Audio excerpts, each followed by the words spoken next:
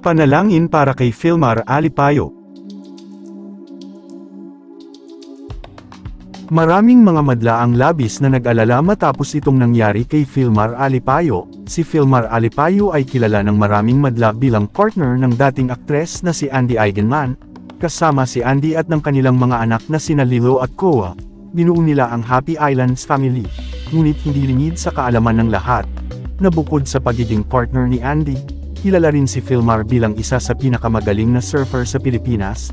Kinilala nga siya bilang isang professional surfer at champion sa larangan ng water sports na surfing, at sobrang sikat sa isla ng Siargao.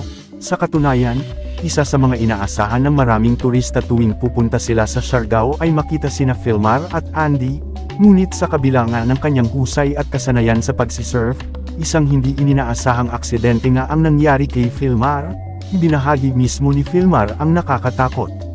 Nakaranasan niya habang nasa kalagitnaan ng pagsisurf. Sa kanyang Instagram post, ibinahagi ni Filmar ang ilang larawan at video niya, kung saan makikita ang tinamo niyang malaking sugat sa kanyang balikat at leeg. Pagkwento pa ni Filmar, lumabas umano siya para sa isang mabilis na surfing session.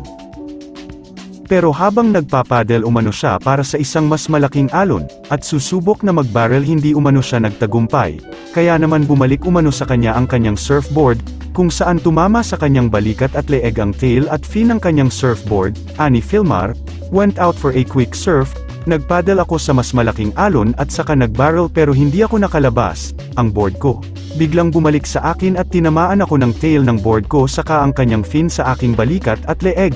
Sa video na ibinahagi ni Filmar, makikita ang resulta ng aksidente na isang malaking hiwa sa pagitan ng kanyang balikat at leeg. Ngunit sa kabila nito, malaki pa rin ang pagpapasalamat ni Filmar dahil iyon lang ang kanyang natamo. Ayon pa kay Filmar, posibleng mas grabe pa ang nangyari kaya naman swerte pa rin umano siya. Aniya, posible na mas grabe pa siguro yung nangyari pero swerte pa rin at saka salamat na ito lang ang nangyari.